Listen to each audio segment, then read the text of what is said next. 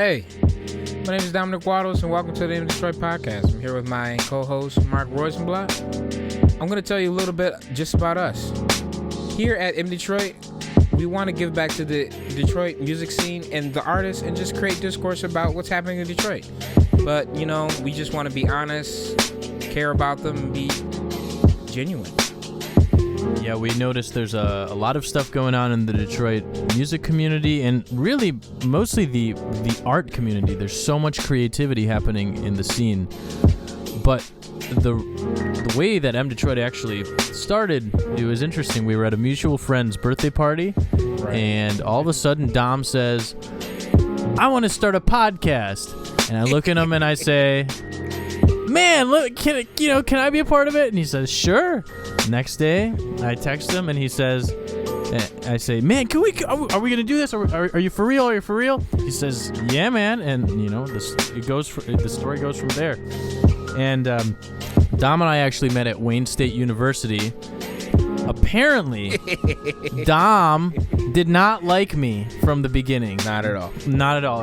But I just looked at Dom and I said, he's this bright guy. He's always cheerful. Everybody likes him. And, I was completely unaware. But that's completely changed now. We've become great friends. Clearly. And yeah, right. Oh, But our first guest also happens to go to Wayne State University and be from Detroit, and that guest is none other than Louis M. Jones III. Dom, why don't you tell us a little bit about Louis? Let me tell you about Louis real quick. So, we're in the dorm. I arrive on the first day, and he walks in with his parents. They're all chill, and he's like, oh, are you in the jazz program? I'm like, oh, yeah, I'm in the jazz program. And me not knowing how swinging this man is, he is literally just such a great guy. He introduced me to jazz when I first got to Wayne. I was not hip to So What or Kind of Blue, and Louis M. Jones III shed that light on me. He's such a great guy.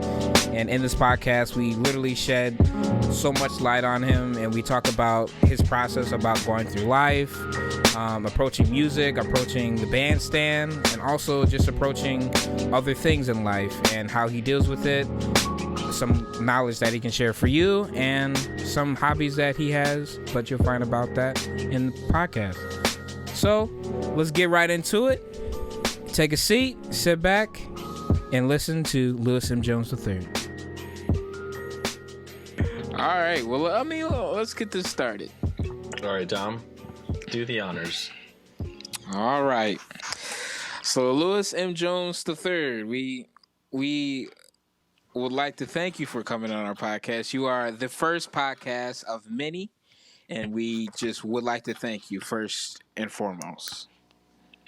It is a pleasure to be here. Awesome. So first, I'm going to read you your bio that we have dug up from Facebook on your page. And then right after, you're going to say, or you're going to just, what are some things that you would change and how relevant is it in today's time? So here we go. Young drummer and producer from Detroit's East Side, playing all styles of music from jazz to Latin and hip-hop. He has been across the globe playing in places like Denmark, Germany, France, and Canada, spreading the good energy he brings on the bandstand to the audience. Louis is a producer and goes by the name Wavy Lou. He has a jazz quartet called the Louis M. Jones Quartet. December 7th, 2018. How does it feel hearing that? I am deleting that bio. Absolutely horrible. What's horrible about it? It's just corny. Oh, I did this and I did that. It's almost like I'm bragging, but I'm not bragging about anything. Because nothing on that to me was like, oh, yeah. Can't believe it. Like, I think it's cool you played in, you played in a couple of places around the world, It's like a press kit. It's for people that are like, oh, I don't know who this is, This is what, and then I feel like it's, based on what I know about you, it's like a good embodiment of what you do. But I'm sure there's always more stuff that you can add. you know. I need some better wording. To me, that was just corny. Yeah, I mean, I ain't gonna say nothing about it. But what would you change about it? What would you add?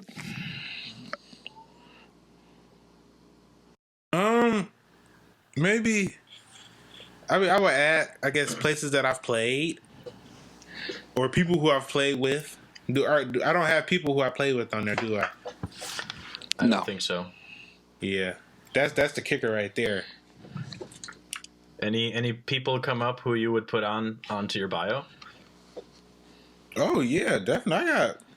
Not to brag, I got some people. I got some heavy hitters. Do tell. We're talking about Wayne Shorter right now, but Wayne Shorter, Ron Carter, Kareem Riggins, Esperanza Spalding, Dwight Adams. The list go on. Hold on, let me see. Marion Hayden.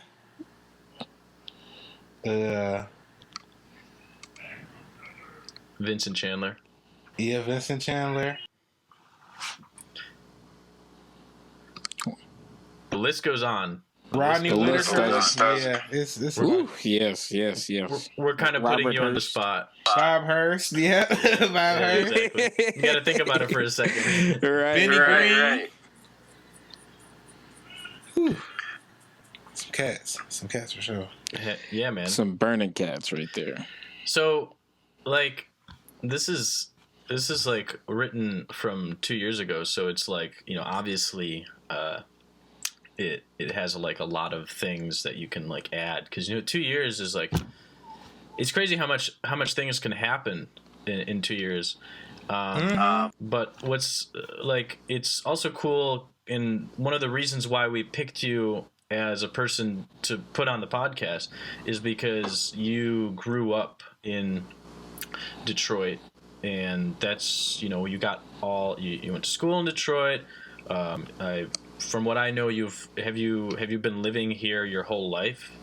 Whole life. Yeah. So I feel like that's like definitely like a great example of somebody who's like born and raised and coming and being just this incredible musician that is coming from this city that has a bunch of people coming from, and like you mentioned Ron Carter, like he's just like this huge, like he's just legendary bass player. So we want to talk about like how you were, kind of brought up a little bit more, and dig deep more into your bio. We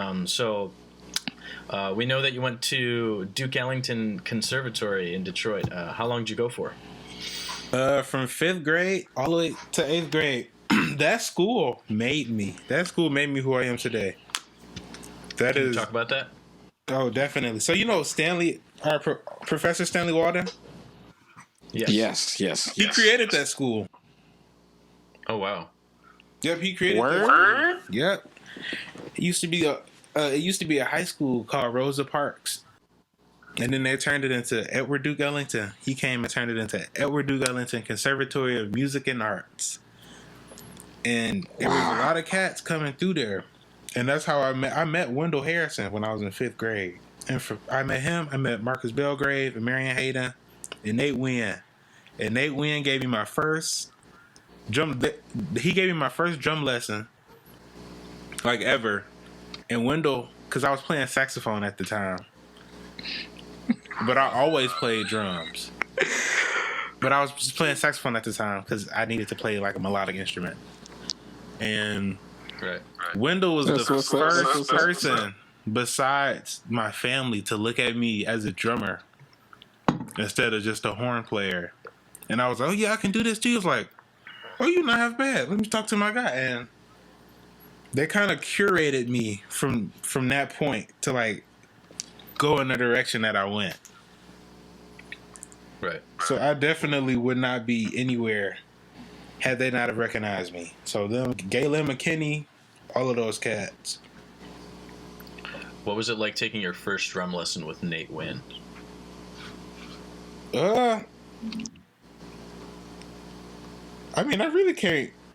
I mean, I still remember all the exercises that we did because I still do them to this day. But I don't don't think I took it for granted, but it's just like, wow, I really that had like he's like my big brother almost. So it's like, man, he's the dude. Yeah, He's really the cat, like the number one cat in the scene right now, at least for us. Right. And to have been around him so long, it took me until like college to really realize how great just of a musician and businessman he was. And I was like, man, I was taking lessons with this guy. Crazy, like I can't right. like the first lesson. I just know I was happy to take it because I was finally getting treated as a drummer, and not just like, stick to the horn. Like, no, I play drums way better. Watch this. Were you when did you start with saxophone or did you start with drums?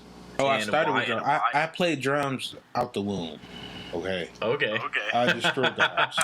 I played drums out the womb. Perfect. Of course. Now, why am I not surprised? Yes.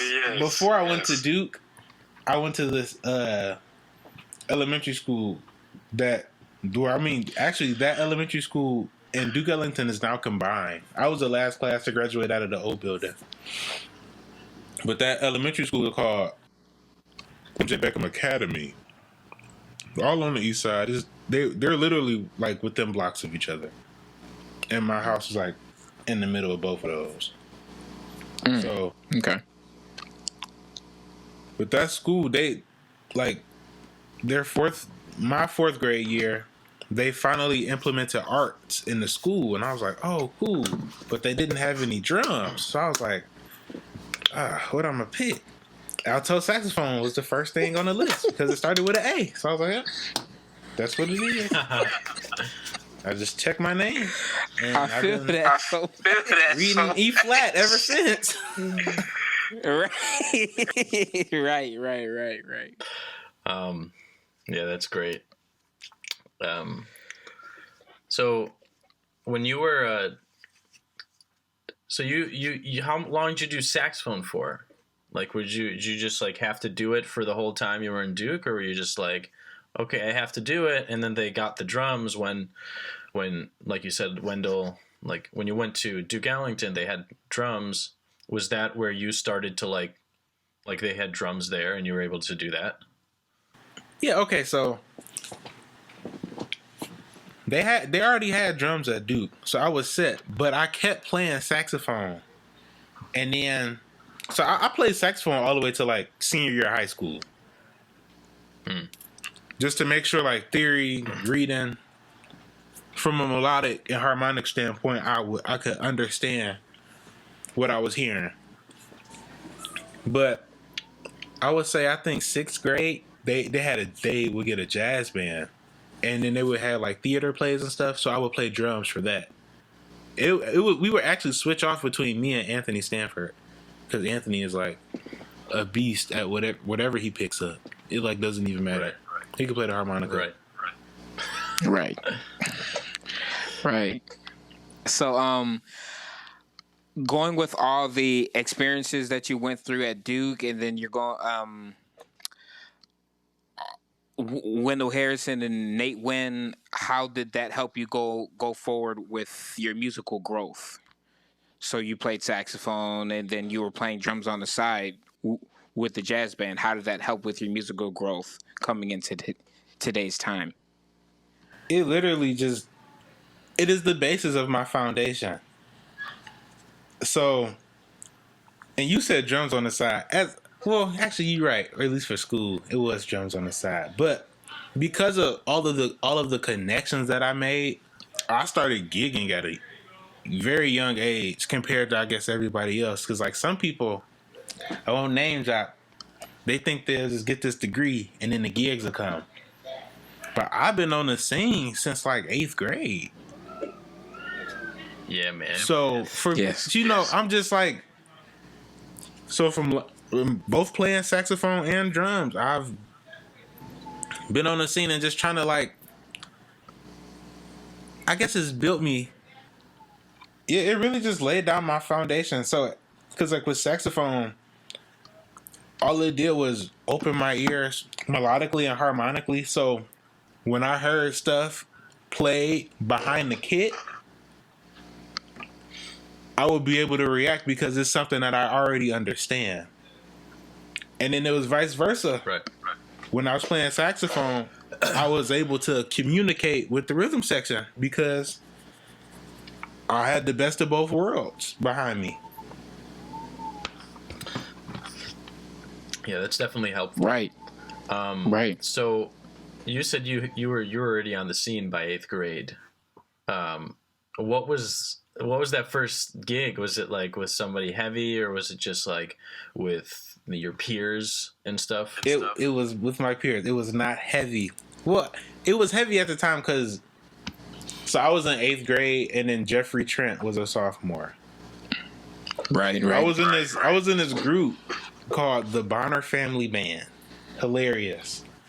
It's my good friend Rodney Bonner, his dad Xavier Bonner, and his sister on clarinet, Rodney on bass, his dad on flute or saxophone, Xavier on, he was playing alto at the time, and then it would be me on drums. And then sometimes they would call Jeffrey, and Jeffrey would play tenor. But Jeffrey was like the first time I ever heard anybody around my age play like real changes, and I was like, oh my goodness. What school do you go to again? That's where I'm going. And I ended up at DSA. And the gigs kept coming because I kept messing with him. And he was already on the scene, so I just followed suit. Yeah. So just to confirm, you did keep playing saxophone through high school, right? Yeah, but it was just for concert band. After 4th hour, you could not get me to pick up a saxophone at all. I didn't take it home. I did not practice. I was like, keep it there. I'm a drummer. Did you have to like take saxophone lessons, or you just kind of just were like in the band and you're like, this is I was in the band.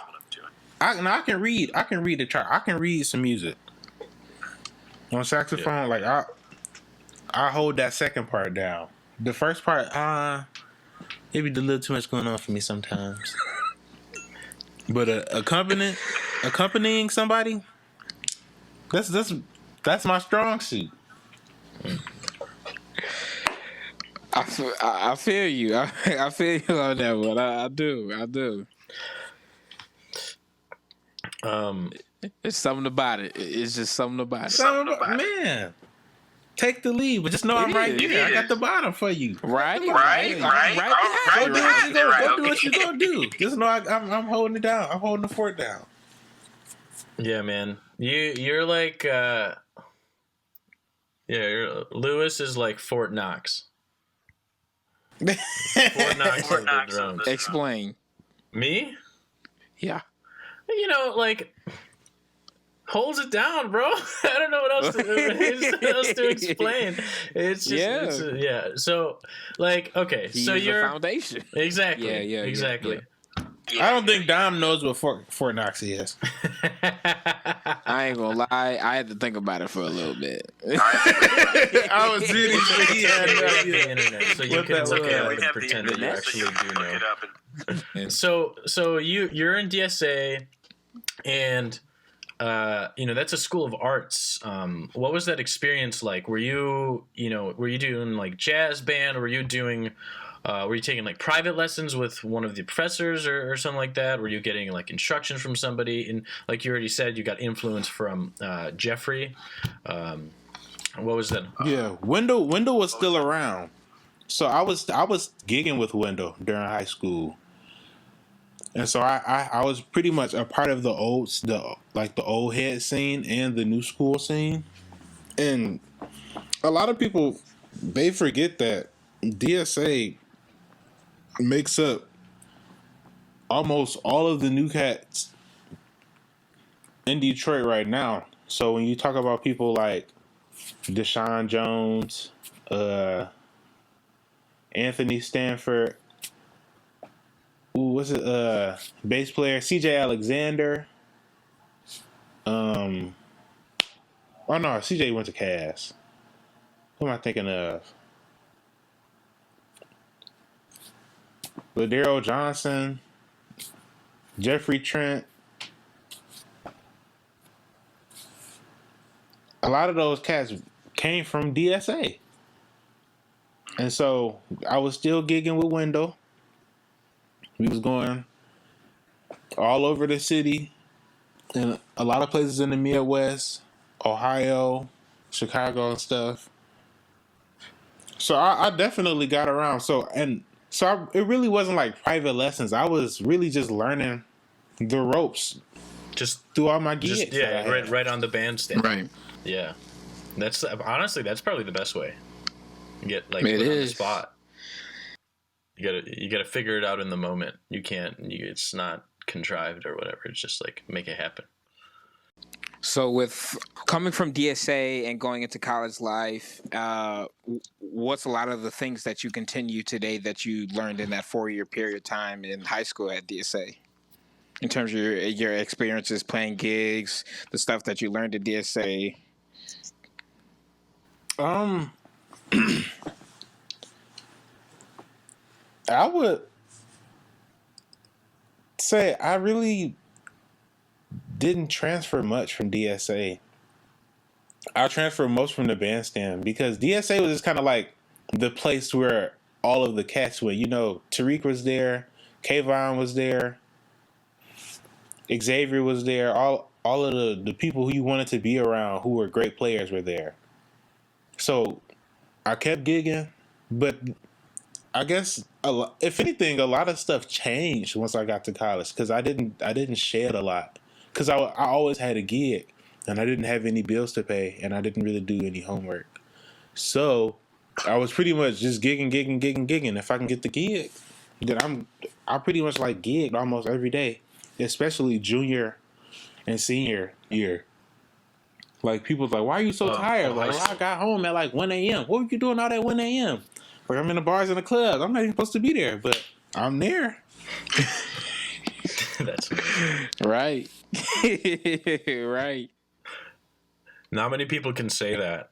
High school is really more like it's more of a blur to me. Like I know I was there. I know I did some stuff. I made some connections there, but most of the stuff that It was after high school. It was most of the stuff that I remember during that time was not necessarily in high school. Right. Or not in the classroom, you know. Not in the classroom, yeah. So what? I guess what kind of drew you to Wayne State? Was it like people were urging you at DSA to go? Was there any particular reasons? It was pretty much free.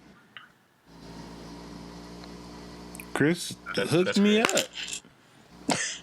That's pretty much all I can say. Because my dream school was MSU. So what? It just didn't work out. What happened with MSU? I mean, I've told y'all this like off the record, but and then I was talking to Russ. I was talking to Chris, and I was like, they wanted me there. Oh, and Vince gave me this whole come to death row type speech that week at Wayne. I was like, why not?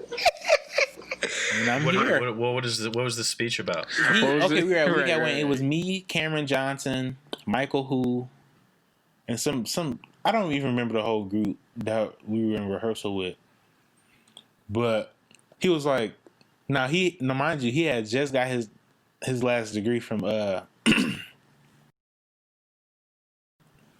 U of M, and now he just started being faculty at Wayne State. So he's teaching us. He's giving us a little master class, just my group, and then he says, "Yeah, I'm gonna be here. Y'all should come down to Wayne. Like, why not? Y'all could come down here and tear stuff up if y'all all come together. Blah blah blah blah blah. Y'all can come here and do exactly what y'all do if y'all come. So come to Wayne State. Come to Wayne State. Why you don't just come to Wayne State?" And I was like, well, I guess I'm not. And I was just like, well, I'm probably not gonna go to MSU, so why not? And then they hit me with the scholarship and stuff. I was set. That's incredible. It worked out in your favor, you know. You get like rejected by one school and then get a like a full ride scholarship pretty much to another. Yeah. That's awesome. Shout out to Vincent Chandler for getting Lewis Jones. Right, though. So, how did the gigs differ from like high school and college with the people that you were playing with? Because, you know, obviously you meet more people in college. Just, you know, you're older, you're more developed, you've been on the scene for longer. Like, did you feel like a shift between the gigs you were doing in high school and the gigs you were doing in college? Yeah, but it's not necessarily. Like, for me, I just think, like, as I got older, the more respect I got from the people I was playing with. Because I've always been the, like, the youngest person in the band. I was, like, in high school playing at the Dirty Dog and stuff. And me being, like, 17, they're just like, oh, who's this kid? But he sounds great. But it's like, yeah, he's still a kid, though. So I've so people used to, like, baby me here and there. But as I got older, not necessarily like the gigs changed, because I've always gotten like serious calls, but I guess the calls just got either more serious, and then I got more respect with that. When you've been called by like many great musicians. Why do you think so? Like what makes you, not what makes you think, but like more like what do you see in yourself that makes you stand out from the rest of the people? And you, like you said, you're the young person on the bandstand. So what makes it so that all these great musicians are calling you? What do you think? So unlike the rest of my peers, I actually respect the craft that goes into this music and the history. Like bebop, swing, trio, and all of that. So, like, some people will come and they'll just like they'll sit down at the set and just be like, they'll just play their swing pattern. But I'm like, yo, there's so much more to this music than that swing pattern. And the swing pattern, y'all swing pattern not even that good, man. Like, tighten up. Listen to some records.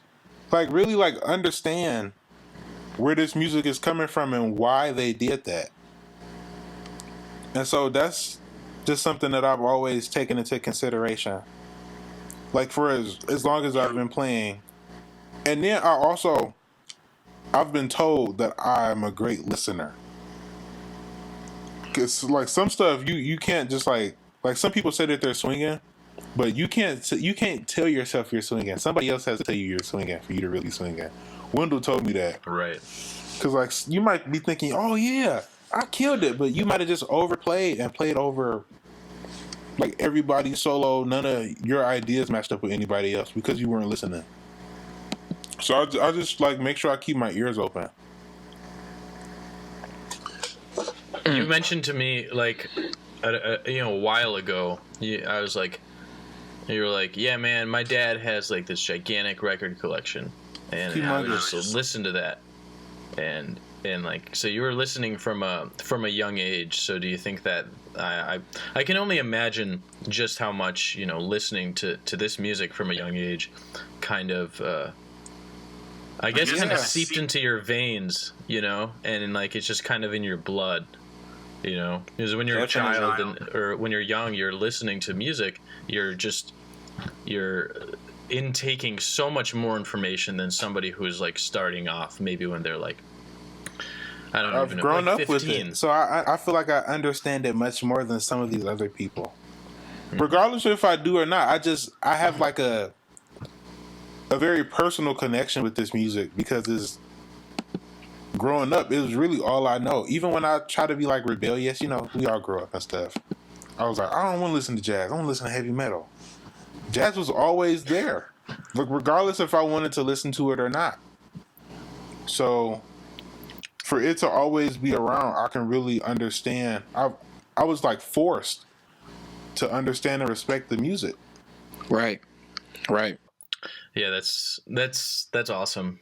It seems like the way that you like play on the bandstand is the exact same way. Like you have like this really strong intent. You know, like you're gonna you hear somebody going for something, and you take the opportunity to go there as well.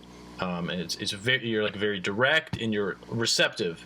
I guess when did you? I think about it like this. It's like you kind of, it's kind of like a habit thing where it's like you have to do something on the bandstand, and it might be challenging at the beginning because it might be something new, but obviously that came to you at a younger age than a lot of people. So when did you decide to make that an every time thing? Like, how did you make that realization, I guess? Because that's something that you can't just, like, somebody can't just tell you that. Like, you have to be like, whoa, that, I need to do that. So yeah. Well, like I said, me growing up with this music, I've always heard the interaction. And then with mentors like Wendell and stuff, you learn from an early age that when you playing in a band, it's not just one person on the bandstand. Y'all are together, so you need to play with them. Not over them, not beneath them. Y'all need to be on like one accord. So for me, it's never about like trying to like figure out what to play. I just keep my eyes open. Not my eyes. Well, I keep my eyes open. Actually, my eyes be closed sometimes. But I keep my ears. But your ears are open. Yeah, I keep my ears open and I'm listening, because anything that I play is gonna have to come from something that you have played in the setting that you're going for, or else it'll just be two conflicting ideas, and the stuff that I'm playing won't make sense. Right. Yeah, that's a deep concept, honestly. It is not easy to like. It's not easy to not play. Yeah, it's easy to play. With me, like even taking lessons with like one of my professors, I've known him for a long time too, Sean Dobbins. I've known him since like ninth grade. He met me, I was still playing saxophone too. But we always talk, like every time I talk to him, we always talk about, it's not always about what you play, but when you play something, you have to ask yourself why you played it. Because a lot of times, you know, you try to get intense, you get excited, and you start playing a lot of stuff that doesn't really have a reason, you know? So I'm just always trying to be cognizant, like, okay, yeah, I did that, but like, why did I do that? You certainly can't ask yourself that in the moment. It changes texture, or you know, it has a reason. You have to have the warmth behind it, you know. Yeah, it has to be like intentful. Like you can't be on the bandstand and like play something and you're like, oh, why'd I play that? You have to like, that's a little bit, that's a little bit, that's not, that's, I think you need it. It's a deep realization, man. I feel like that's just like a lifelong thing that you have to continuously keep pursuing. It's a bond that you have to create, you know, with the music, just like with anything else that you really care about. It's a bond. And then your warrant will come just from your great intentions, as you said. So you play a lot of gigs, of course. You know, we're in this Rona thing right now, so I mean the gigs are kind of on halt at the moment. But what has some bad experiences come up in your gigs? Like, what were the worst gigs that you've had where you're just like, this was just bad, this was dead, or it could be a funny experience? Like bad, and you look back at it and you just laugh. I mean, there are a couple, because there are like instances where maybe I was underdressed for like one gig. Everybody got on like nice button down, slacks, and like nice shoes. But I left my clothes at my girl's apartment, and then they had a fire drill, and I couldn't go get my stuff, so I had to wait until like the next set to actually look presentable. But now it's just a bad look on me and the band leader, because who is this ruffian on stage looking like whatever? And then there's just been like some cats, some sorry cats that I've had to play with, but it's too many of those tourists to go around sometimes. Cause like like trying to play with somebody who you don't know, but they got some money. It's like, oh, cool, yeah, like, oh yeah, I'll be down there. Yeah, let me know. And then you show up and they just right. It's just not great. They're not looking the part. They're not acting the part. They're not playing the part. Yeah. Russ Miller has this like way of determining if a gig is like worth to take. The first there's 3 tiers. The first is does it pay well? The second is, are you playing like music that you want to play? And the third is the people on the gig. Are they like good people or not people that you want to play with? It took me until last year to really start implementing that. Because as long as there was some money, I would usually go. But like now, you have to start at some point you have to realize your worth. Not that I'm necessarily better than and somebody is less than, but it's just like there's some stuff I will not do. I cannot do that. For the time that I put in my craft and for the time that it would take for me to actually, the time and energy it would take for me to be at that gig, it wouldn't be worth it. And I wouldn't feel satisfied after. Definitely. That's like a huge, I think that's like it's a great thing to say. And kind of interesting is that you have the, I guess, credentials and, that kind of thing where you can say, I can deny doing like some sort of work, like I'm not obligated to take as many gigs as I want. And I think like a lot of people struggle with that because they're like, I need to make money. Like I need to define myself by like playing music. And like, if I'm not doing gigs, then I'm not playing music and therefore like not feeling satisfied. But like, it's great to hear that you're somebody who's like, I can get gigs, but I'm not going to take every single gig because not every single gig is going to satisfy me musically. I think that's huge. Yeah. I also think from a money standpoint, people need to like broaden their financial income. Cause like right now, what happens when the gigs stop? Can you do studio work? Like I have a mic set up. I can track drums from home. I'm a producer. I make beats. Like even like doing something else, like get into stocks, get another hobby. Like find something else. Don't just let this one thing be it, because like once you're not in a position to do it anymore, you're gonna be lost. So just branch out. You can still put all of that time into shedding and playing and doing what you want to do to get to the next level, but it's not going to be a cakewalk. You need to have something else on your plate, in my opinion. So we talked about worst playing experiences. So what are some of the best playing experiences you've had? My best playing experiences, as long as I'm on a gig with Jonathan Murcott or Brian Juarez, it's a good time. But me and Brian have actually been on like a bad gig where it wasn't us. It was like another the weak link, you may say. It's this. Oh man. But yeah, Brian Juarez, super killing cat. Jonathan Murcott, super killing cat. Just so when I get to play like festivals and stuff, really festivals are my thing.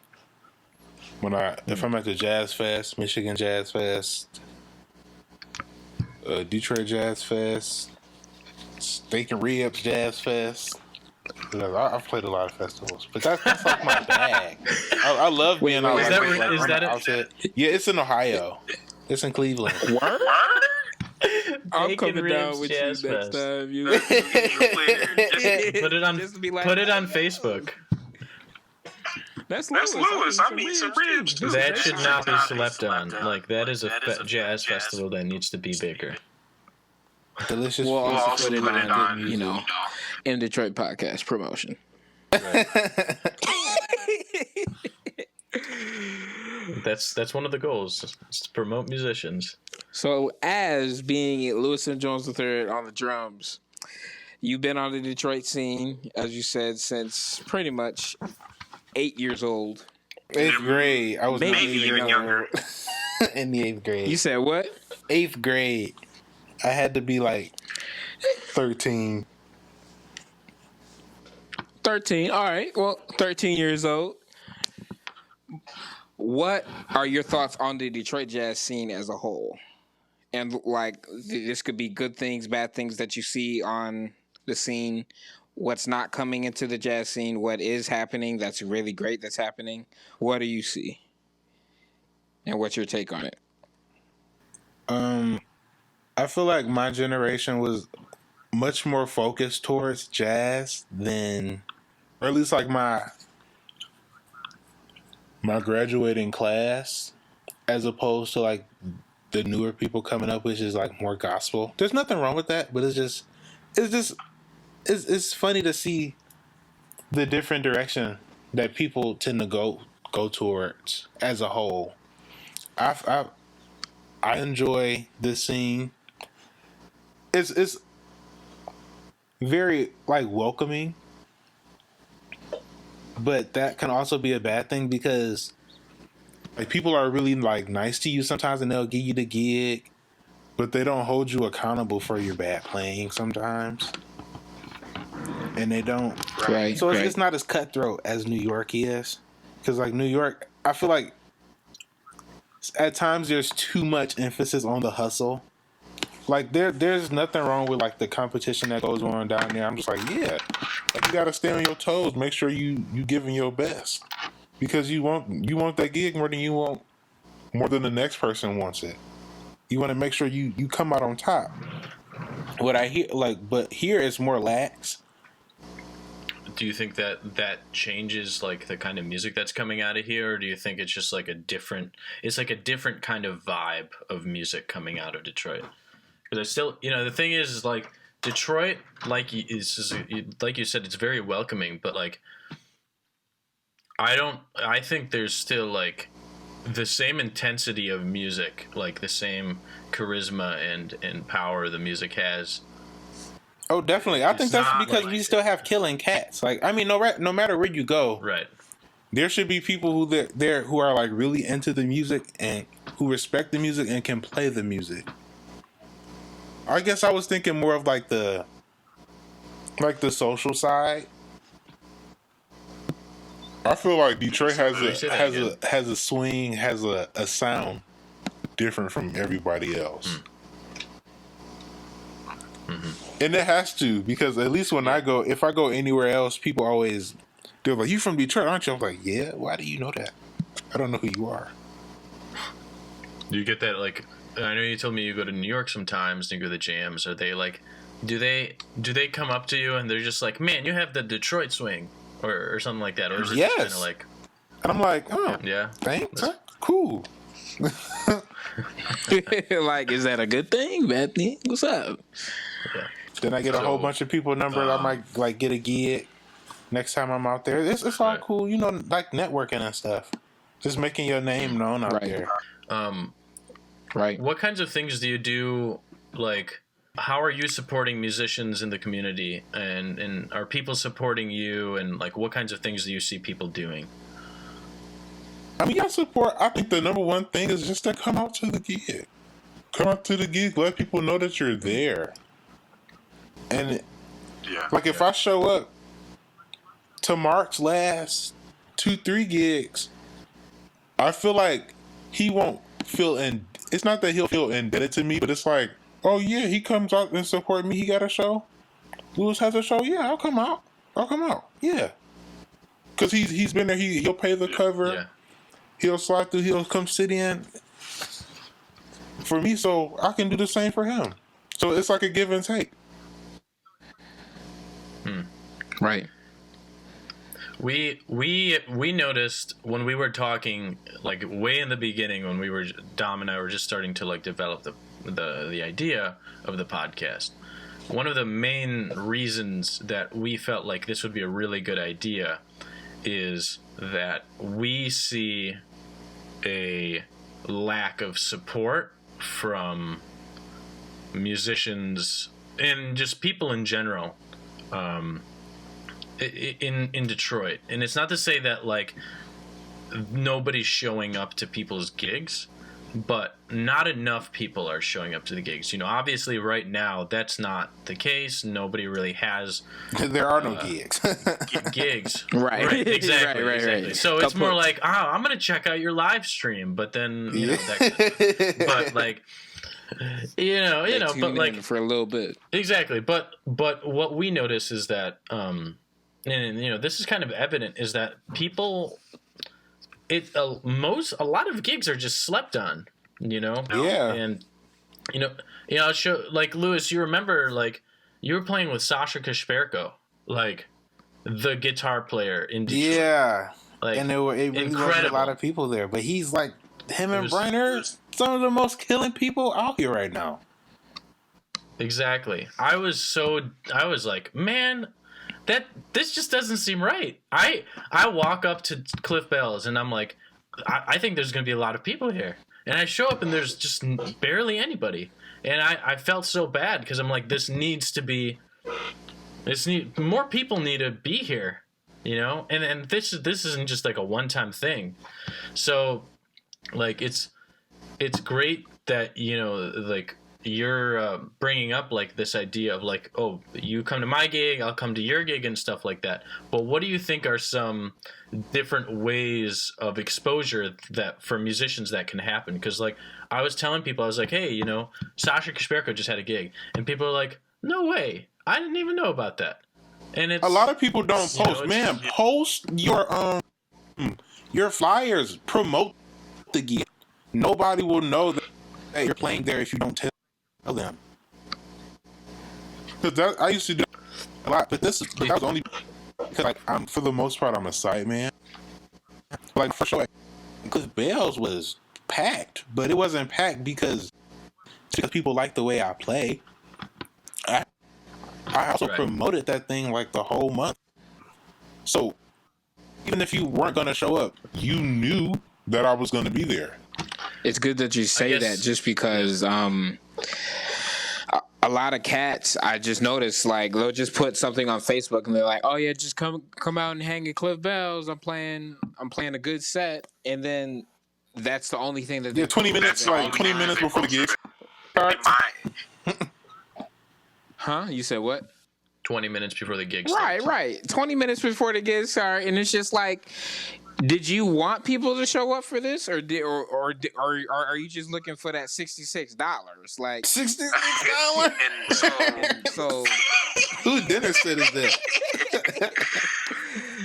It's like, do you care about promoting yourself, or do you just want to play the guitar in front of a bunch of empty seats with a couple sitting on the right side eating and not even paying attention to you? Because it shows that they don't have appreciation for, of course, the music. You know, be like, oh man, I'm playing all this killing stuff, but you know, do you want people to support you? And sometimes maybe their families don't even come out, and it's just like, did you even tell your family that you're having a gig? And you know, we're all guilty of this, but we can all work towards doing better. You can always get better. Can't get mad if nobody's showed up.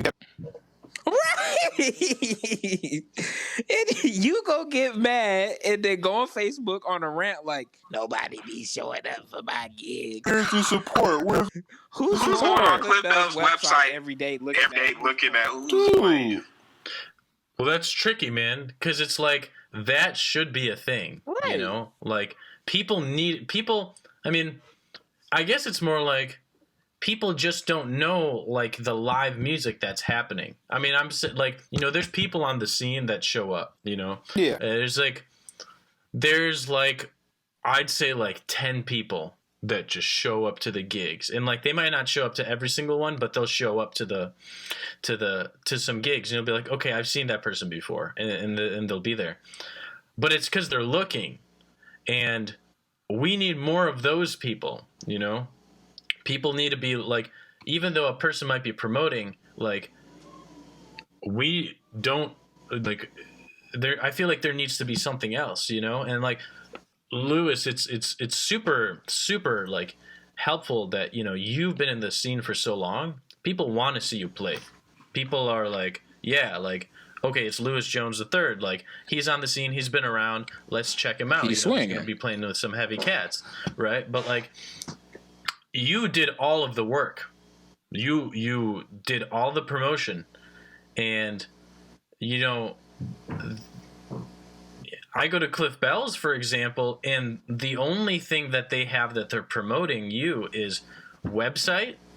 That tiny little poster thing. Yeah, the little thing. Yeah, the little thing on outside that you can't see who's even playing at the time. Right. Like, you have to go up and you have to figure out who's there, you know? So it's tricky.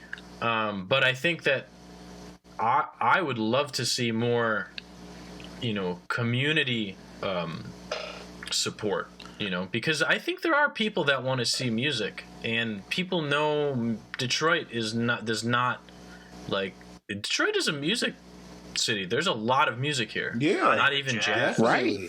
Yes. And like, So I think hip hop, rock and roll, so much. I mean, the list goes on. EDM, it goes on. So like, I guess what are some musical things that you want to see happen in Detroit? And it could be anything. It could be like, you know, I want to see this person and this person do a duo, or I want to see like this project or whatever.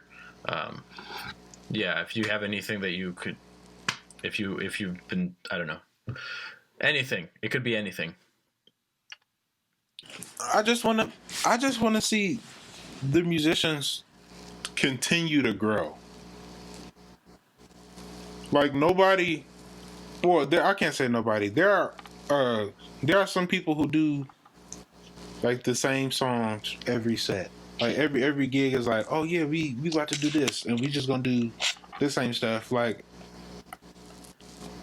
would you want to go see Freddie Hubbard if Freddie, like, okay, Freddie Hubbard let's say Freddie Hubbard, he's still alive, he comes to Detroit every month. Are you gonna go and see him play Bolivia every month? Because at some point you're not missing out on anything. Like, yeah, it's Freddie Hubbard, he's I'd still killing, show but up if he played. yeah, it's killing, but like at the same time, the same tunes, the same way. What more are you gonna do? You don't have to like change your whole thing up. But I just want to see how, like, some people are growing. Just continue to grow. Play newer tunes. Play some more originals. Play some older stuff that we don't know. Yeah. And all in all, Definitely. everybody just keep shedding, keep getting better. We in quarantine. We don't got nothing to do. Keep shedding. Get your fundamentals down. Right. Come out with purpose. I like it. So, So you know, we're still like, what if I Big love it. Band was playing the same songs y'all been playing for the last 2 years? We would not get no money at them fundraiser concerts. That's all I'm saying. We would not get no money at all. Are you talking about the Wayne Big Band? Yeah, Russ, every day he be changing If we up. play Just Friends, Man, Oh yeah. it's Oh my alright. gosh. Please no. I mean, You know? good arrangement, but like, let's play something. yeah, that's what I'm saying. Kill it. It's Right. a great tune, but every time, no. No way. So that's why he has variety. He changed it up. We get new charts. And by the way, Big Band 1 is directed by Russell Miller, one of our Detroit's wonderful saxophone players and arrangers. Yeah. He's also the associate director for the music department at Wayne State. Oh. Now, if that doesn't get you a sponsorship, I don't know what will. Right. Promotion. We need some scholarship money off that one. Sign that academic award. Every single time you name drop Russ Miller, you get $100. Shoot. I don't think there's going to be any scholarships. Right. Ain't nobody paying for college. Right. But, yeah. Whew. Yeah, that's a good point you bring up, Lewis, is like right now is the time for everybody to just get better. And it's like it is literal woodshed. You are literally in your house. So go and work. So there's no reason. And I understand, school's closing up. So for those that are like trying to survive these last couple weeks, it's cool. But once them weeks is over, you got all the time in the world, my man. I mean, at the end of the day, nobody is going to force you to do anything that you don't want to do, So it's up to the person. You can sit in front of the TV all day. Yeah, but it's like if you want to get better as a musician, I just would hate to come out of this quarantine and sound exactly the same way I sounded like last month. Not to say that I was bad last month, but I've had an entire month to grow. Why would I stalemate because of this? Right. Yeah, like keep going forward, and even if it's like a little bit more, like you're getting one. If you're consistent and you're practicing, you're getting 1% better every single day, whether you like it or not, in some way or another. I like that. So right, like we're talking still about Detroit, and like we were talking a little bit earlier about how like there's a bunch of these killing musicians that are coming from Detroit. Can you talk a little bit about what you think is what music that came from Detroit and came from Detroit and what is coming from Detroit, the musicians that are coming from Detroit, and like what kind of music and musicians do you see coming and that came from Detroit, and I guess example wise, and what kind of influence do you see that they've had on the world? Like Wendell, Marion Hayden, all of those cats are like still around, and they're still killing it. I think they just so like all of the older crowd. So let's say Wendell Harrison, Pamela Wise, Marion Hayden, Dwight Adams, Racy Biggs, John Douglas, Vincent Chandler, Rodney Whitaker, Sean Dobbins, Dave Taylor, all of these cats are like super killing. They all have these like great sounds and great things that they bring to the bandstand. And as youth, they kind of we or I can't say we. I speak for myself. I idolize them in a way just that this is what I could become. This is the positions that I could be in. These are the opportunities that I could have to broaden the view of jazz to like a wider audience. Because my first time hearing jazz live was Marion Hayden and Galen McKinney. I had always had the records, but to hear it live, I was like, oh, whoa. And that set me on the path. I would love to do that. So to be put in a position to push this, like push that kind of agenda of good, great music, is something that I really aspire to that, and I appreciate them for that. What are some other music and musicians that have come out from Detroit? Like it doesn't necessarily even have to be jazz, but like, do you see like some music from Detroit that is influencing the world? Like, I mean, I'll give another example, like Dilla. Like Dilla influenced so many people. People are still influenced. In the electronic and gospel scene, people like Deshaun Jones and John Dixon, who are like the new underground resistance right now. They're just like, they keep pushing the boundaries and saying like, you can go further with this music, you know? You don't have to stay in your little bubble of what our predecessors did. Reach and go far, and then don't lose the feel. Like they do all of this new stuff, or at least it feels new, but it still feels good. And then in the gospel scene with like Deshaun Jones, he still won. J. Drew Shear, Anthony Stanford, people are just absolutely killing. And for me, it's all about, like, music, for me, it's all about a feeling. And so as long as it's feeling good, all that other stuff kind of comes second for me. And so all the people that I named, when they play, they make you dance. They like ingrain their image in your mind when they play. And that's something that I aspire to do. I can see that every single time I see you play or hear you play. Stop lying, because we can. You're fight. always dancing. No. We can fight after this. I'm being serious. Just so well. Being serious. Yes. Well.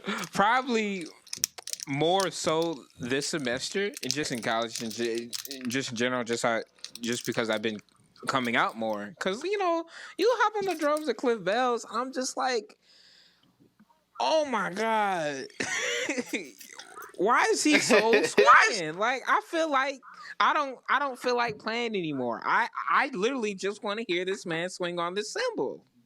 That's the job of the musician. They want they're if you're a good musician, if somebody doesn't want to play, they just want to listen. Like if they force you into your seat. So yeah, and like for example, like one of the aspects that I like, and this happens with a lot of folk, but just folk in general, like you, Louis St. Jones III, Xavier Bonner,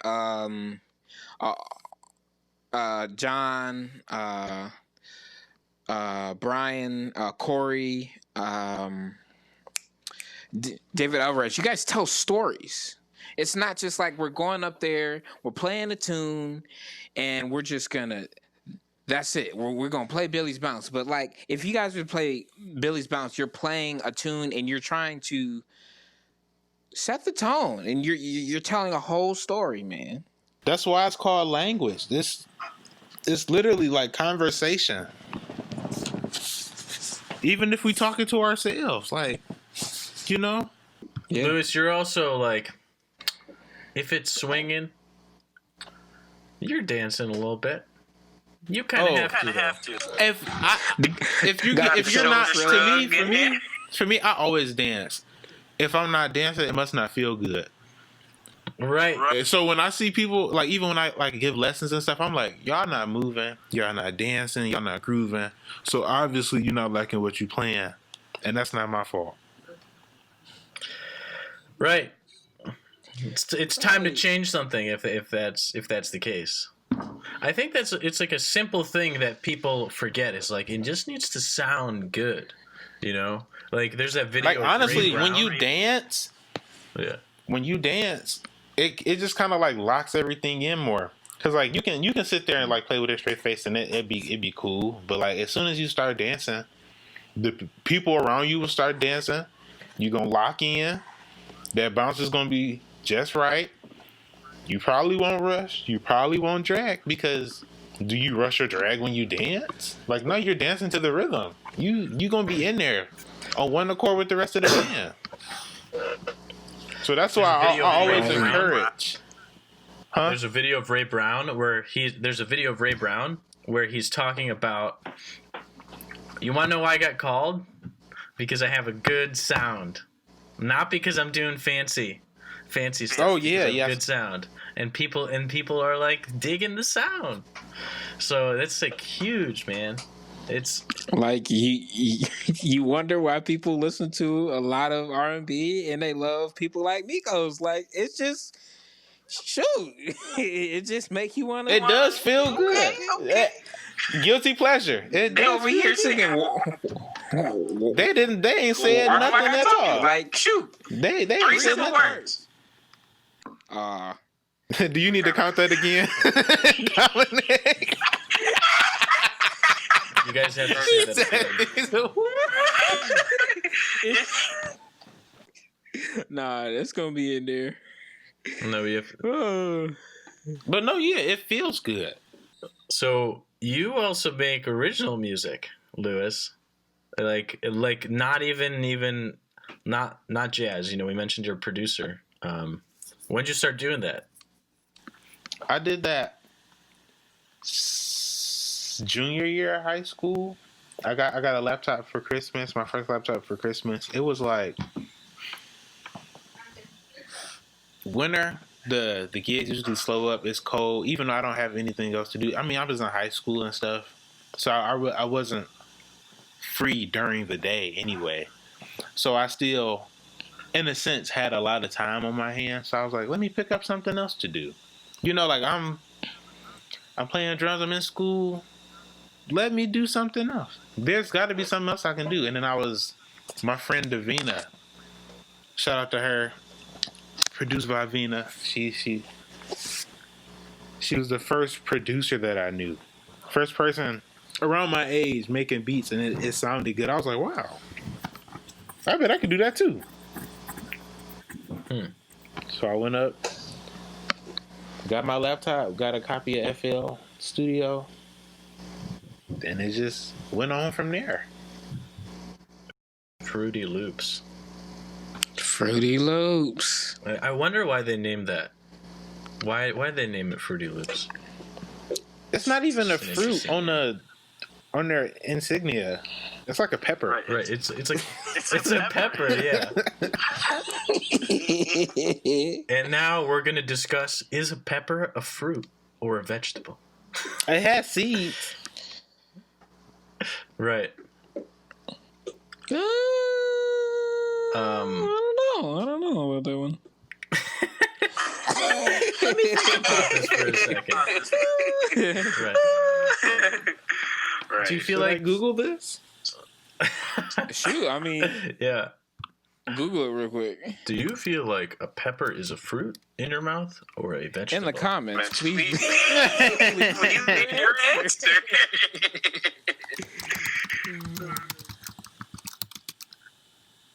They're fruits. They're fruits? Yeah, they're fruits, yo. Wow. Nah, I mean, that's- Yeah. In fact, they're berries. you can eat it though. You can eat it whole. peppers are berries. Peppers are considered berries, What? just like yeah, that makes bananas. sense. Did you know banana is a berry? Yeah. Yeah, I feel like you Just didn't know because that. they all come from. They're in the bunch. They all grow the same way. I don't know. Peppers aren't berries, man. Scientifically Well, I speaking, mean, they look are. like berries at first. I What? don't know. Wait a You just second. make yourself up. Hey, no. My grandma made me pull them weeds and plant them peppers. I water them every day. They look like berries at first. I guess. And then over time, you're like, oh, that's a baseball. Or you could throw that. So, all depends on the perception. Dom, I don't even know what you're talking about anymore. Right. Baseball. Back on track. The nice thing is that this isn't live, so we can like cut out like useless banter that doesn't really need to be in the podcast. Yeah. Do you feel like there is a difference in your artistry when producing beats and composing music?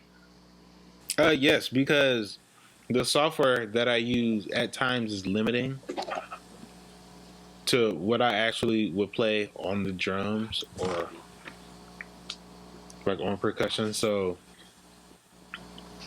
I mean, I still have like I still feel like I have my own sound, but it just translates differently depending on what DAW I'm using and what kind of beat I'm making. So are you doing everything in Fruity Loops, or are you using a DAW, like a different separate DAW? For the most part, my production stuff is on Fruity Loops, but if I'm tracking drums, I usually use like GarageBand or Logic. I just got Studio One. I'm trying that out. But Which one? Studio One. Supresonus. Okay. Oh, yeah. PAW. I'm just. I've heard of that one. Do you have like a drum machine, or are you doing everything? No, I don't. I'm cheap. I don't really like to pay for stuff, so I just do it on the. I work through a keyboard. I do have a MIDI keyboard that I could use as one, but for the most part, I mean, FL is where I do most of my stuff at. So the user interface is just so lovely. Everything runs so fluid. It has a step sequencer, a piano roll, so I don't really have to go out of my way to do the stuff I want to do because it's like right in front of my face. I don't need all the extra drum machines, MIDI keyboards. Like I could, they're useful, but I don't need them because I can do everything just on the laptop and get the same result. Do you have any like major influences, like when you're writing your music? Like, is it like whether it's like music or like Miles Davis, because I steal everything. All right, Russ Miller. I was just about to say Russ Miller, but yeah, I steal everything. Okay. So I mean, it just I love. I mean, do you mean like production wise or Just in like general. just not necessarily. Yeah. Like I mean, do you have like a producer who you are influenced by for when you're making your beats, and then like vice versa with jazz? For beats, I'm really into people like Knowledge, Ollie, what's his name? Obliv, Mind Design. Yeah, cats like that. I don't even know what to like. me either. What is that genre? Like it's not electronic and it's not like hip hop. It's like different. I don't know what it's classified as. I don't even think it needs a classification. It just is what it is. The way that their music feels to me, that's how I just try to translate that sound in my own way with what I do. And then same for like jazz. Like I listen to a whole lot of Elvin. I listen to a lot of Tony. I listen to a lot of Billy Higgins. I listen to a lot of Billy Cobham, Styx Hooper, Greg Hutt. So I'm not them, of course, but I take stuff that they do and I make it work for me. I try to make, like, I learned their lyrics. I learned how they approach the tunes that they played. And I learned it that way, and then I get comfortable enough to add my own inflections to make it more of me. Because, like, at the end of the day, I'm not going to be Greg Hutch. I'm not going to be Elvin Jones. I'm not going to be Tony Williams. But I can be Lewis Jones. So that's just what I aspire to. Yes. Exactly. Preach it. Preacher right there. I'm gonna add another influence to Lewis, Nate Wynn. Oh yeah, you mentioned people say I sound like Nate Wynn sometimes, but it's only because they only tell me that when I'm subbing for him. They're like, oh yeah, man, you sound just like Nate. I'm like, I don't sound like Nate, but cool. I mean, a compliment is a compliment. Nate is killing, but I know I don't be sounding like Nate sometimes. I took a lesson with him last summer. I was like, yeah, our playing styles are different. He's way more open than me. I'm really linear, like towards the eighth note. I've noticed my ideas some of my ideas come off like really straight sometimes. Can you talk about that, like the difference between like linear playing and like open playing, and how? To me, the way I think about it, linear is like a line, and then open, I think of a circle. But just like as far as players go, when I think of like people who play open, I think of people like Elvin Jones, Eric Harlan, Brian Blade. Based off the triplet, and their playing is not necessarily more rhythmic. It's like, I mean, you can't explain. It's damn near impossible to explain feeling to somebody. No, totally. Right. And then who would you call? Who would you say like linear players are? Billy Higgins, Tony Williams, Greg Hutch,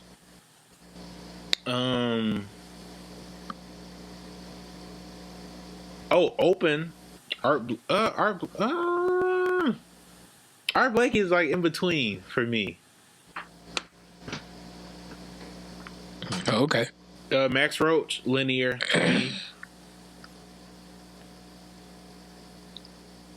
Very straight edge, very conversational.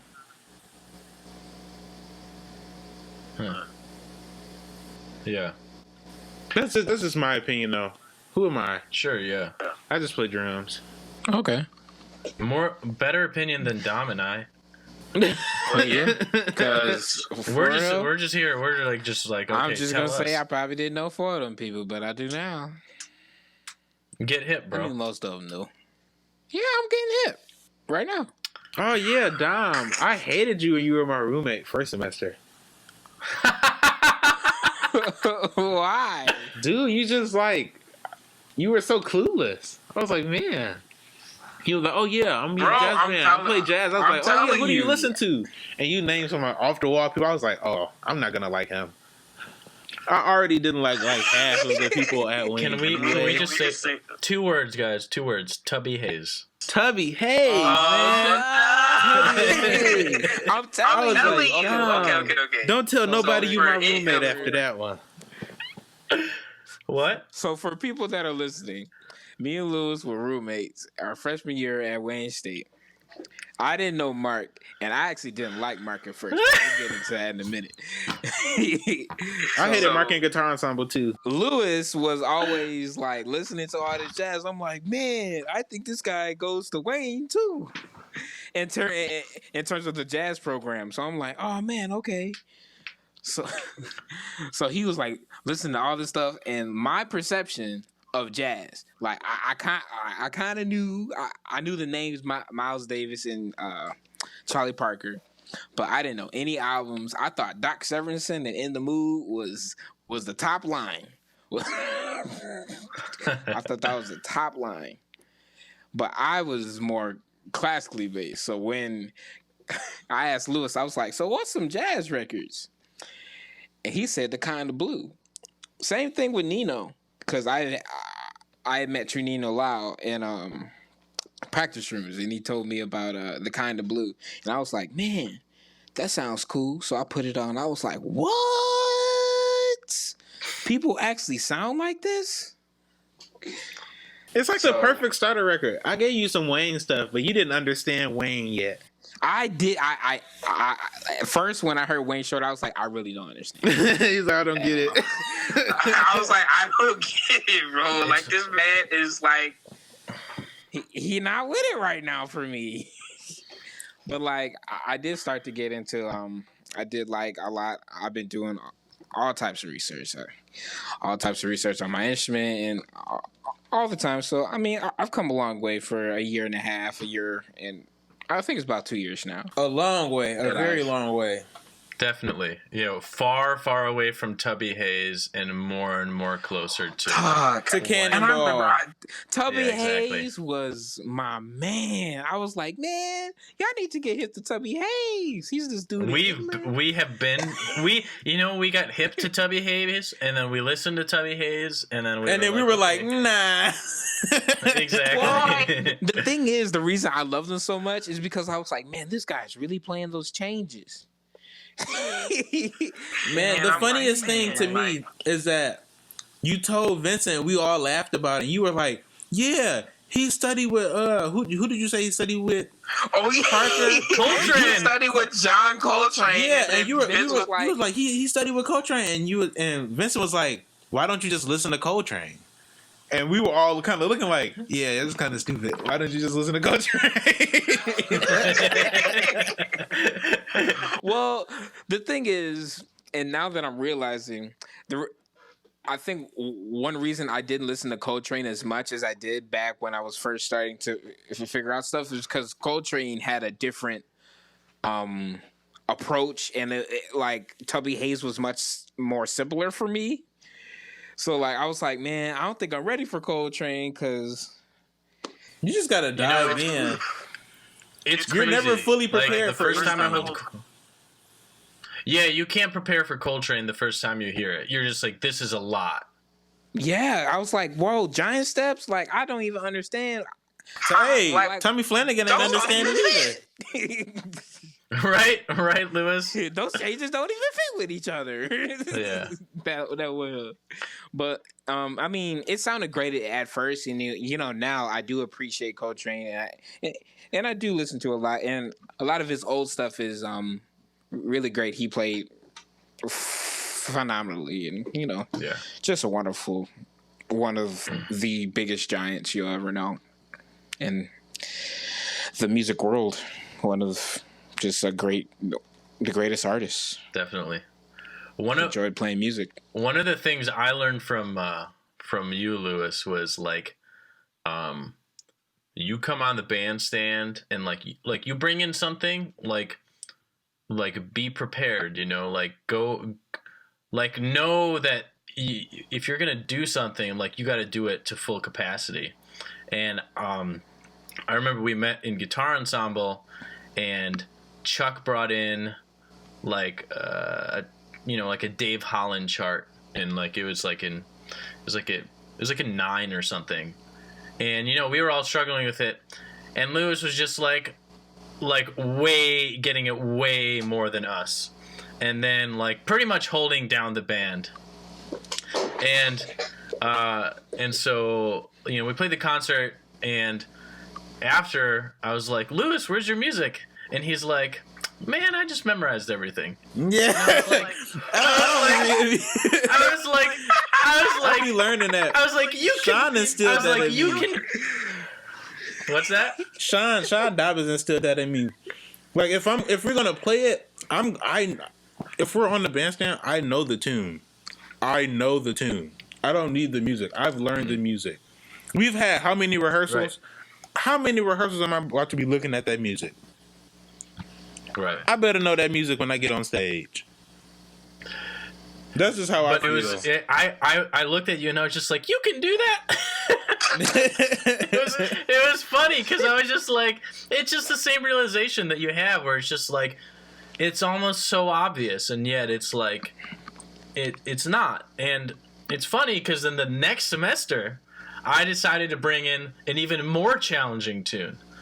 And like after, like seeing you play it, and then like we're all struggling again, right?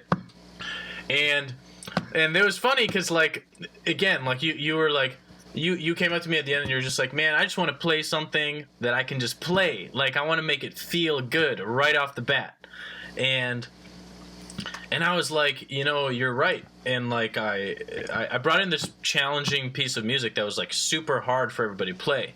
And it took us the whole semester to like get it. Even at the concert, we were all struggling to play it. And except for Lewis, because Lewis, you know, I feel like it was just interesting because it was like you show up and you just play it and you make it sound good, and like that's ultimately what it is. It's like you're not trying to go on the bandstand to struggle to play the music. You go on the bandstand to make it feel good. And so like it was amazing to see like that amount of work that you really need to do to make that music sound good and like to feel good, and then show up on the bandstand and not need the music. Like that's the level at which you need to be at so that you can play. Because otherwise it's like you're always gonna just be like that, like 1 to 5% short or whatever. You can't be 100%. You can't put your all into the music if you're lacking. You're still struggling to try to make the music feel good on the bandstand. So, yeah, I definitely like that's even though like you're the young guy on the bandstand. I feel like because you're so young and you're realizing that, that's like a motivational thing for everybody around you. So yeah. How many times did you listen to that record? I mean, you wrote the chart, so I would imagine a lot. I listened to it so many times, and because I transcribed the whole solo.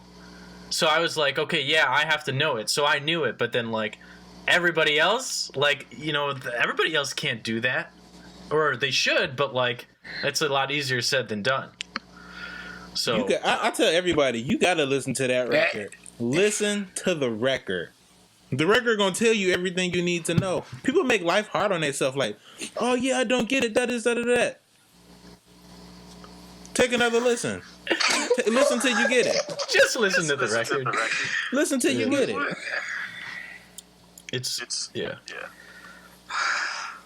All right, so we're going to move on to the educational section, and this is just like kind of to ask people, or we want to ask, you know, the people that we have on our show to like talk about what kinds of things that they do that, you know, what do they practice, motivation, like listening to music, like how do you do it? Do you do like different types of listening, like knowing when you're progressing, if you have different ways of like self-analysis? What are some of those things, if you can talk about it? Yeah. Shedding. So my practice sessions are usually like they don't be too long. They're usually like 2 hours, but I might like go back. So it might be like 2 hours here, 2 hours there type. Like the first 20-30 minutes is literally me just pooping out ideas, just trying to get comfortable behind the kid. Then from there are a whole bunch of like exercises, rudiment and technique stuff that I know I need to work on. So that's what I do. I work on it. I go by the motto of, if you sound good when you're practicing, you're probably not practicing right. So I just get I look at a whole bunch of stuff that I know is not clean. I know I don't do it well. And that's what I work on. Because I'm not going to magically just be good at something I don't practice one day. So I go ahead, do my fundamental stuff, work on my stuff that I'm not comfortable with. In the end, maybe like the last 30 minutes, I'll go and poop out some ideas again and see how all the fundamental stuff that I have been working on for like that hour block has impacted the new ideas that I poop out. For listening, I guess there's different types of listening. So sometimes I'm just listening to learn the record, to get familiar with the form, how the changes flow, harmonic motion. And then I listen to what the drummer does and getting his feel. What is the overall feeling of the song? Where are the changes? And then once I get comfortable with that, it's time to start looking at inflections. And so I see what the drummer did, but now why did he do it? What is this change in texture? How did it affect the grand scheme of things? Just like tension and release stuff. And yeah, that's pretty much how my sessions go. What do you like when you're practicing, like fundamentals, for example? Like, I know a rudiment thing is like you start off slow and then you slowly increase your speed, and where it gets starts to get tense or you feel like you're messing up, like you kind of stall at that moment and you try to just maintain that to start to like push that out. Is that something that you do, or is there like a different way that you kind of expand, like not expand on your fundamentals, but maintain them, I guess, in that way? Is it like, do you practice things like really slowly and just make sure that like things feel good at a slow tempo, or do you, I don't know, do you have something? Oh yeah, definitely.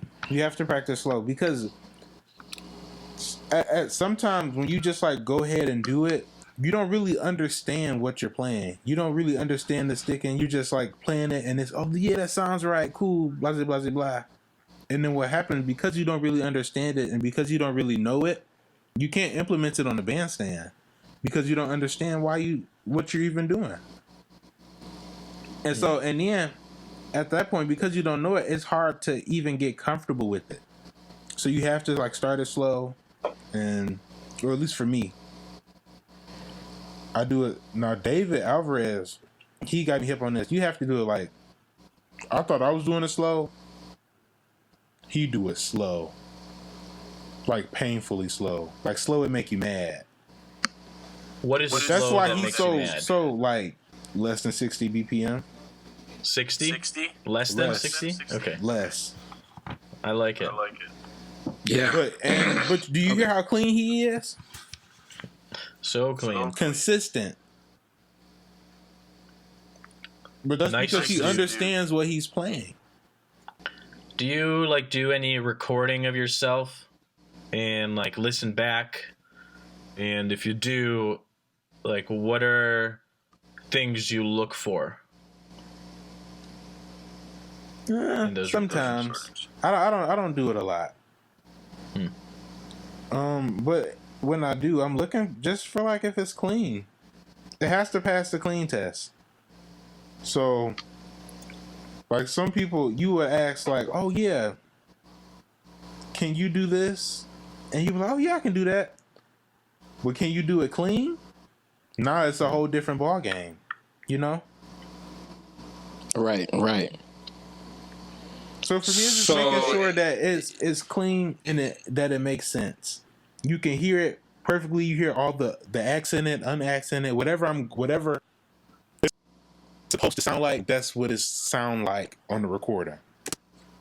So is there something that during your practice sessions or just in general that you keep in your mind for an educational state or just for yourself, just a concept or anything that you constantly remind yourself of? It could be a quote or anything, just something that you are always, it's ingrained in your mind that you would never forget, that keeps you driving forward with your practicing and your studies. Me, it's a feeling of getting left behind, because time waits on nobody. You're not the only musician in the world. You're not the only musician. in Detroit, you might not even be the only musician in a mile radius of you. So, for me, I need to make sure that I can do whatever I need to do so I can get that call. So when I come out, it's guns blazing. So when I practice, it's going to sound bad at first because I'm just trying to make sure I can clean all those deficiencies up, all of those gaps where I'm like, oh yeah, I can do this, but I be messing up when I get here, or when I go to this, it don't really be clean. I clean that up. Right. And so next time you see me, I'm not making the same mistakes. Next time when you see me, I sound better. I'm cleaner, I'm faster, I'm stronger, wiser. I'm better. So much better. So much better. So much better. Never would have made it, huh? Never. Without you. Jose. Happy Easter, ladies and gentlemen. That's funny. Uh, So, besides music, what are some things or hobbies that you do that are not music affiliated? No, everything is pretty much music. Honestly. I think we got one. We do have one. If you can't think of it. What? All right, Dom. All right. Anime. Ah, dang, yeah. I love a good show. Anime, I love it. Their culture is very weird at times. I can't open up anime in public because it'll be bloody fights. One scene and then something absolutely crazy the other that I cannot explain. So I keep that for the home base. But I do watch. What is some I anime pretty that much you watch? I only watch anime. I don't really watch like regular TV. I watch some Netflix series here and there, but it's all anime for me pretty much. What's the anime that you watch? Like, can you name some good ones for listeners that are? I've probably seen. I've probably seen. Not, I can't say I've seen them all, but I've watched a lot. Name a few for people that are willing to dig into it, because I'm sure there are people that are interested. Do you want the Yeah, like do me. you want the Japanese name or I actually can't, or do you want the English name? Or actually, I'd have to give you the Japanese name because I don't watch dub. Okay, Right. to all my dub watchers What's out there, dub? no hate, but so you got So what's English sub and English dub.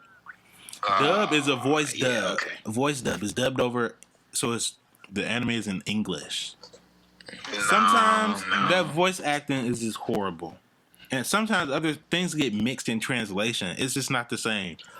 I want to watch it how it was meant to be watched, and I can read fast, so I understand what they're saying. I can just read that. I don't mind subtitles at all. So I watch sub.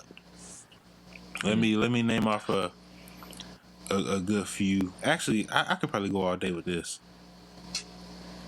Well, just pick your top 5, you know? Ooh, there is no top As five. many as you like. As many as you like. Ooh, top Right. 5. Whew. Because there's so many good shows. If you go over 5, it's cool. Okay, I guess. I Right, could right. probably do a top 5 for every genre there is. I love the So, sports I mean, anime, Kuroko You no can name as many as you Basket, want. Haikyuu, Hanabido, what's the Prince of Tennis? That was hot. That's the OG one right there. And what'll be my 5th one? Ooh, you said Diamond No Ace, his baseball one. We will write all of those down in the Like show action, notes. superhero stuff. I get. I mean, yeah, just like action Go ahead. wise, I guess we got. Or I guess the correct term would be shonen. Hello? Shonen, okay.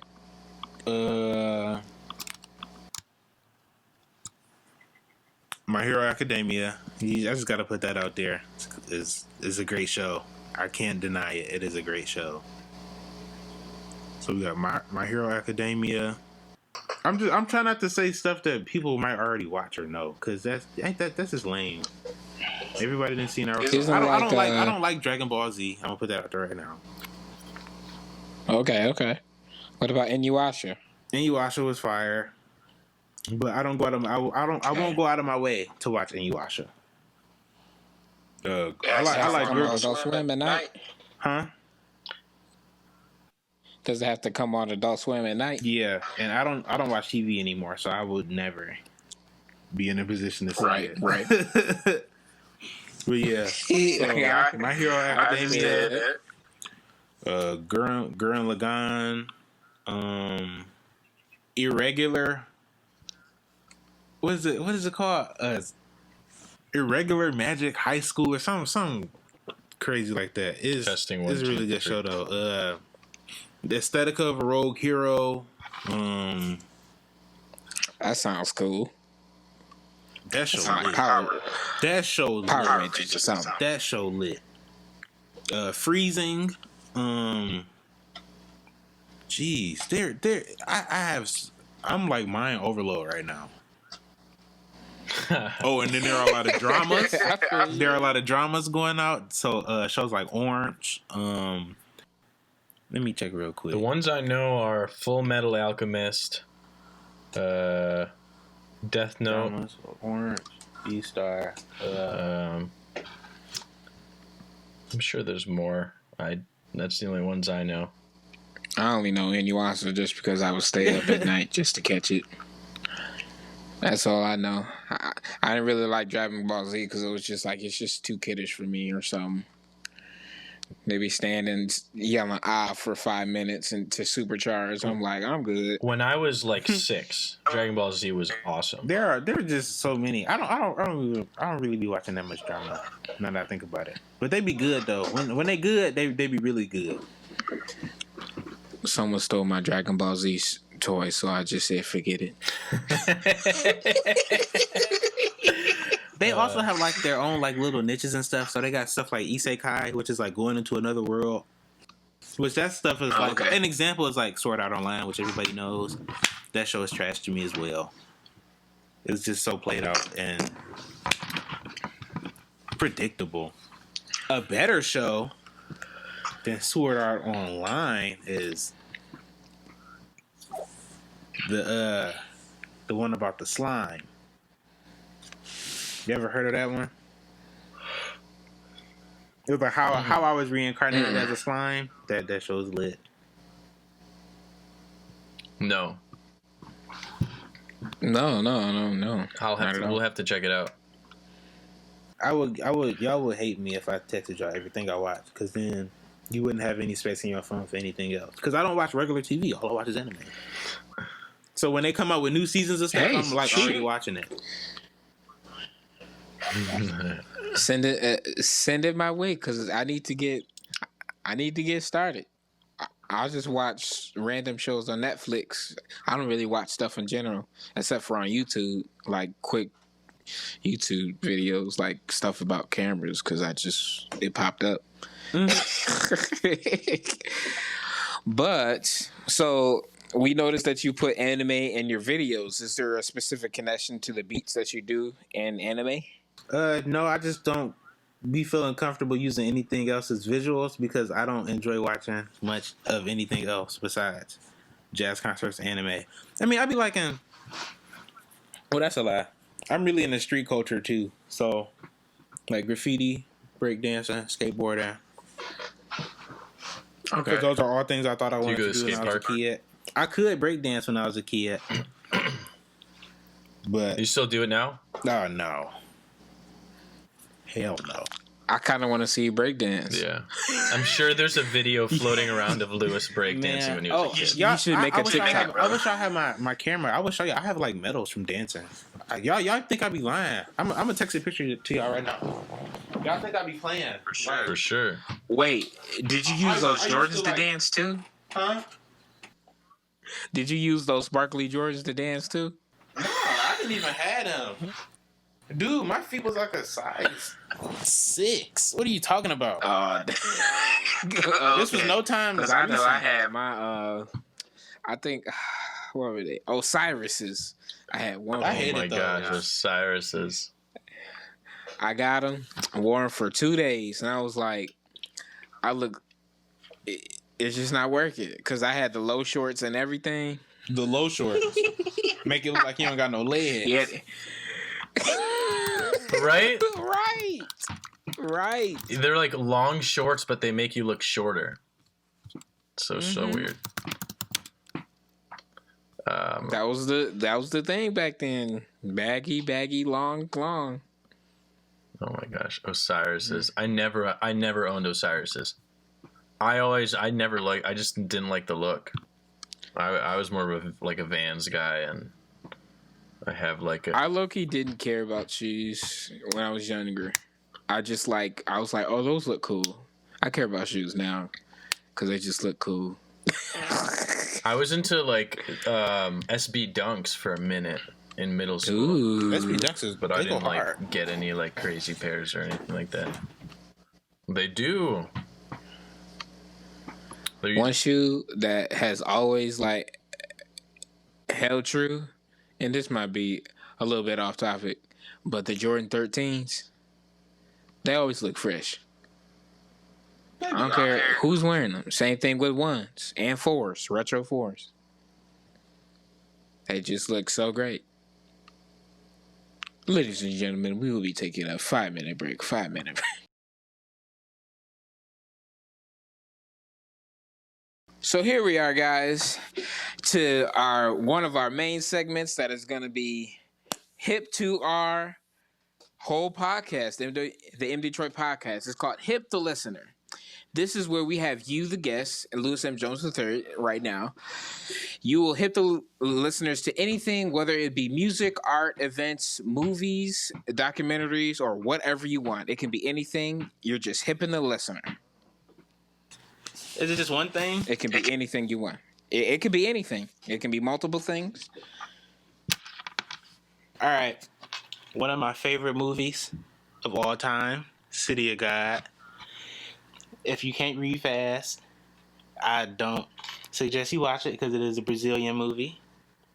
Takes place in old Rio de Brazil. It's one of the most dangerous countries. It's in the middle of a gang war, and this photographer is in the middle of it. He's on the outside looking in, and he's just documenting everything that's happening. It's based on a true story. Beautiful, beautiful, beautiful movie. Okay. And let me put your hip on this record real quick. Yep. Y'all get y'all daily swing on. Let me pull it up so I make sure I say his name right. So I say the name of the record right.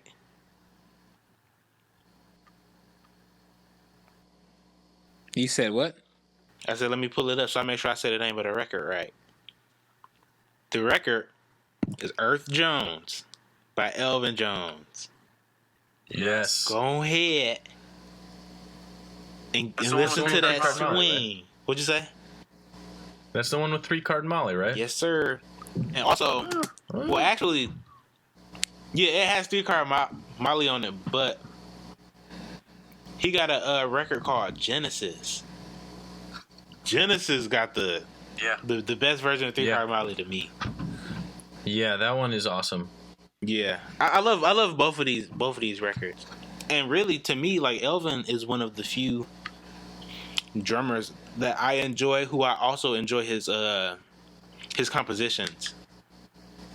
Cause some people go out, they have their own, their what's it called? When they're headlining, when they're the front runner of the group, and they have their own compositions, it's like, I like to hear you as a sideman more.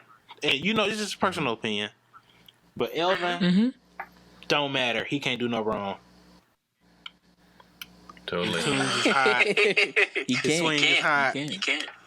His pattern, his confidence hot. Solo hot. He on fire. But yeah, that's it for me. All right, so we're gonna move on to the next section. This is just like a fun section for us and for you, kind of put you a little bit more on the spot. This is a rapid fire questions where we ask you very quick questions and you have to answer them really quickly. So the first question is top 3 albums. Top 3 albums. Genesis, Empyrean Isles, and that Oliver Nelson, Blues and the Abstract Truth. Okay. Killing record. All right. Next question is, what is in your current music rotation? Current music rotation? Imperial Isles, Genesis, and Blues and the Abstract Truth. Perfect. All right. Top 3 places to eat. Top 3 places to eat. Carmen Pub, Cafe. And go Side Tie. It's Side Tie. This is when I'm on campus. Least favorite color. Least favorite color, doo-doo brown.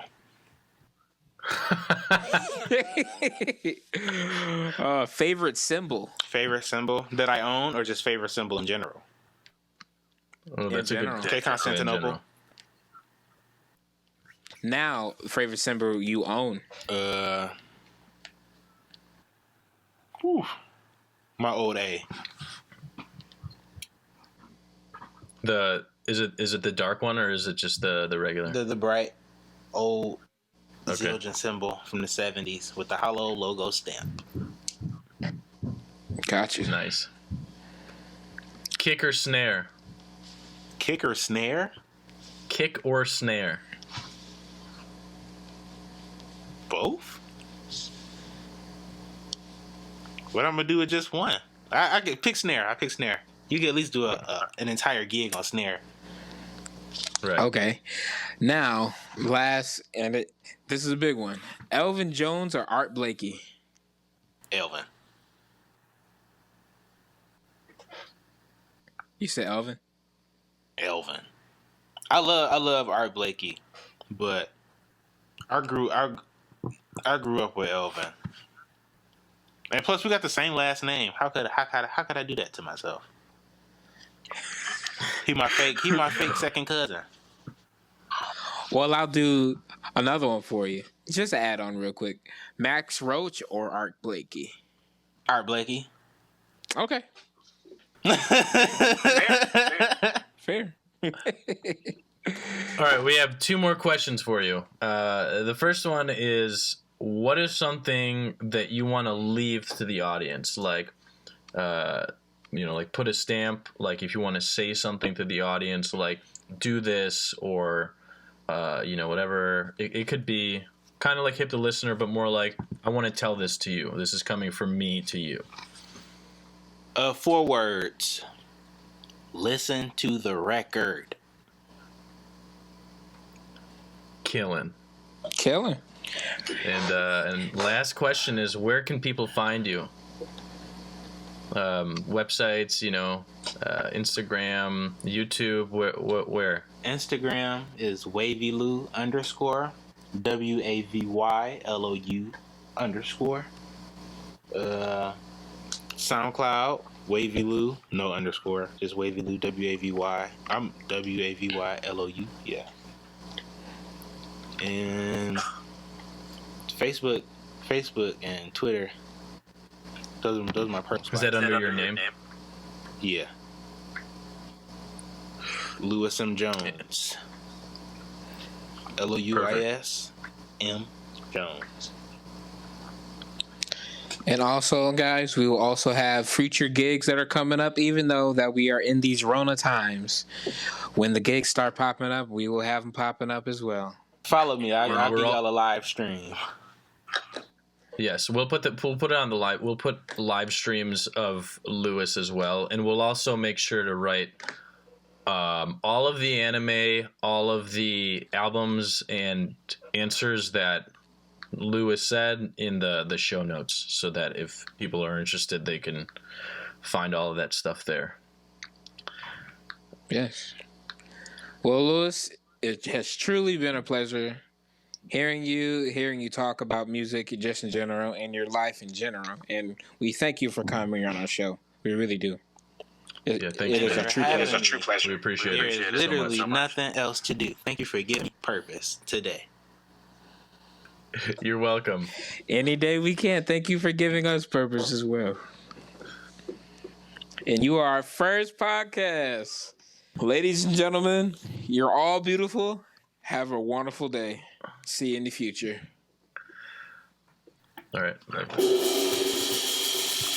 Oh, we definitely got to put that in there. All right. Oh, wait, Lewis, do that again. 1, 2, 3, go.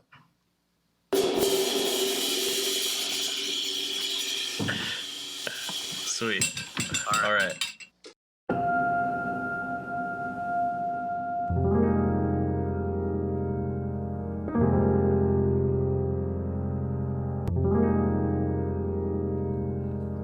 Thank you so much, Lewis, for that wonderful conversation. Check us out on our website and various social media, Facebook, Instagram, and Twitter. Please stay tuned for the next episode with Allison and Rodell.